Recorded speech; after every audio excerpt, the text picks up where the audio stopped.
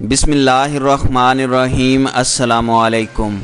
بھارت میں پاکستان مخالفت کارڈ کھیلتے ہوئے جس طرح عوام کو بیوقوف بنایا جاتا ہے، اس کا عملی مظاہرہ موجودہ بھارتی انتخابی مہم میں دیکھا جا سکتا ہے۔ صورتحال یہ ہے کہ موجودہ وزیر اعظم مودی کے پاس کچھ بھی نہیں ہے، نہ وہ اپنے بے روزگار نوجوانوں کو ملازمتیں دے پائے ہیں، نہ عوام کا معیار زندگی بلند کرنے کے جو دعوے وہ پچھلے انتخابات سے پہلے کرتے تھے وہ کر پائے ہیں۔ ٹوائلٹ ایشو تو اب ایک مذاق بن کر رہ گیا ہے۔ غربت کے شکار افراد کی تعداد بھی ہر نئے دن کے ساتھ وہاں بڑھتی جا رہی ہے۔ بھارت کی مختلف ریاستوں میں علیحدگی پسند تحریکیں بھی زوروں پر ہیں، ان سے نمٹنا بھی خام خیالی ہی ثابت ہوا ہے۔ ملک کی معیشت نے بھی مودی کے دور میں کوئی حیران کن جست نہیں لگائی۔ ڈیزل اور پیٹرول کی قیمتیں بھی مودی دور حکومت میں بلندی کی طرف رہی۔ کسانوں میں بڑھتا ہوا خودکشی کا رجحان مودی حکومت پر ایک دھبے کی صورت میں ہے۔ دنیا کی سب سے بڑی جمہوریت ہونے کا دعویٰ ہر گزرتے دن کے ساتھ جھوٹ ثابت ہوتا گیا۔ ہندوتوا کی ترویج مودی حکومت کا سب سے بڑا کارنامہ بنا رہا ہے، جس کی وجہ سے بھارت کے سب سے بڑی جمہوریت ہونے کے دعوے کی کلی بھی کھل گئی۔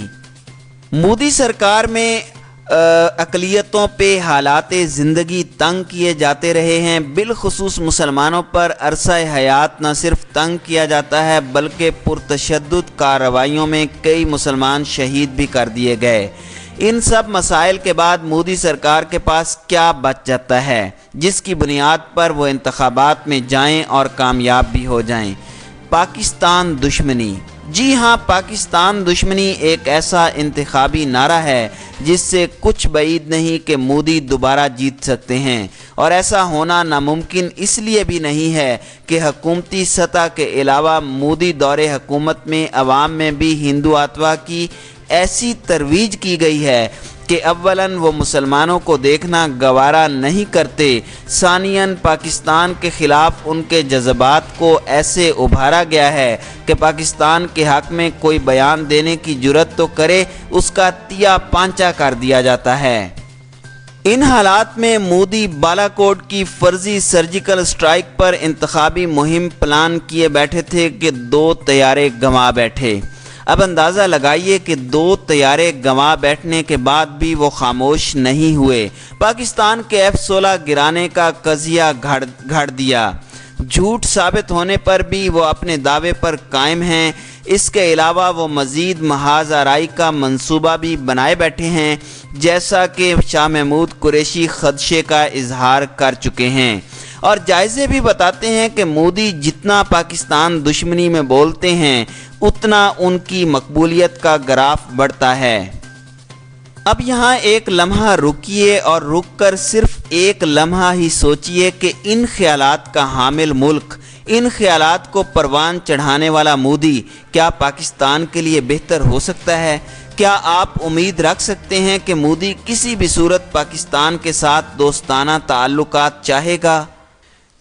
اگر حقیقت پسندانہ طور پہ حالات و واقعات پر غور کرتے ہوئے اس سوال کا جواب تلاش کیا جائے تو شاید ہی کوئی فرد ہو جو اس پر مودی کے حق میں جواب دے گا۔ معدود چند بہت پر امید اور ہمیشہ مثبت انداز سے سوچنے والے چند افراد شاید ایسے سرپھرے ہوں جو مودی کو پاکستان کا دوست بنتے دیکھنے سے اب بھی انکاری نہ ہوں۔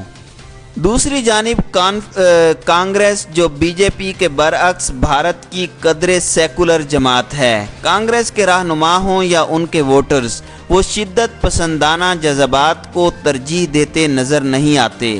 پاکستان دشمنی کا کارڈ اگر ان کی طرف سے استعمال کیا جاتا ہے تو اس کی شدت شاید وہ نہ ہو جو ہندوتوا کی بنیاد پر چلنے والے بی جے پی کی ہے۔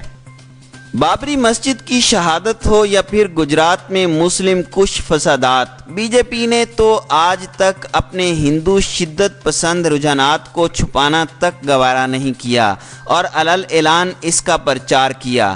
بابری مسجد کے بعد رام مندر کی تعمیر کے مطالبات اور اقدامات آپ کے سامنے ہیں۔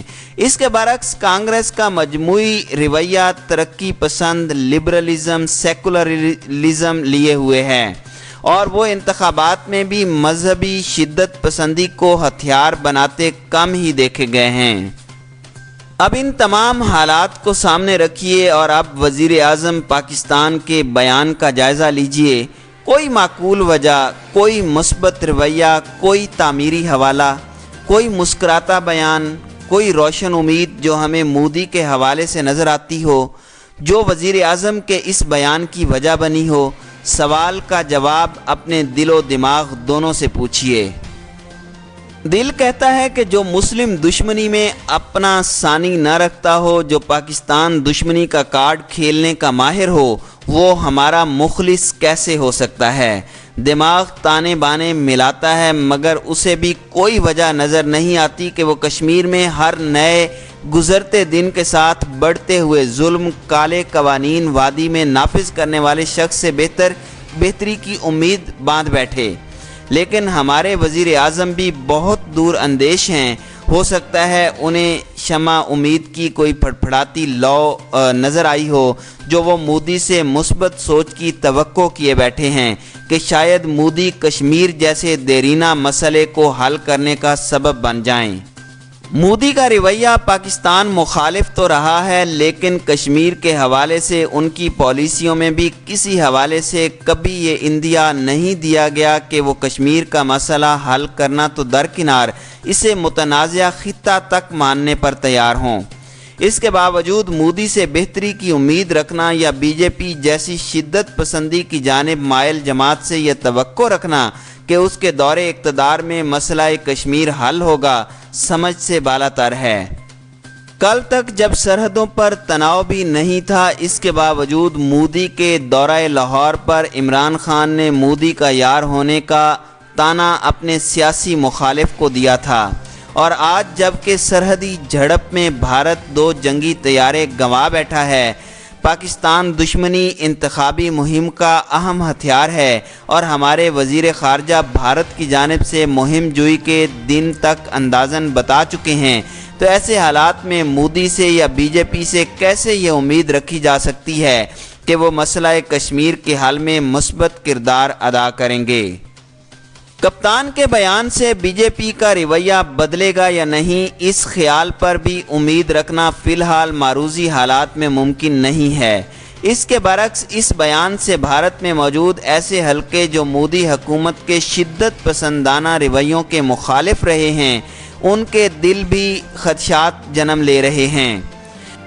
بھارت کے روشن خیال دل اور اذہان جو کسی نہ کسی حوالے سے پاکستان کو دشمن گرداننے کے بجائے دوستی پر زور دیتے آئے ہیں، وہ ہمارے اس بیان سے غیر یقینی صورتحال کا ضرور شکار ہو سکتے ہیں۔ اس کے علاوہ پاکستان میں بسنے والے بھی اپنے کپتان کے اس بیان پر اختلاف تو نہیں، مگر کم از کم وجوہات ضرور جاننا چاہ رہے ہیں کہ اگر کوئی بنیاد ایسی امید کی ہے کہ بی جے پی جیسی شدت پسند جماعت سے بہتری کی توقع رکھ لی گئی ہے تو ان کے علم میں آ جائے تو کوئی حرج کی بات نہیں، اور ایسی وجوہات یقینی طور پر سامنے آنی بھی چاہیے کہ کل تک آپ کا قول جسے دشمن مانتا تھا اور آج نامساعد اور سرحدی کشیدگی کے باوجود جبکہ آپ با اختیار بھی ہیں تو آپ کا فعل اس کے برعکس کیوں ہو گیا ہے؟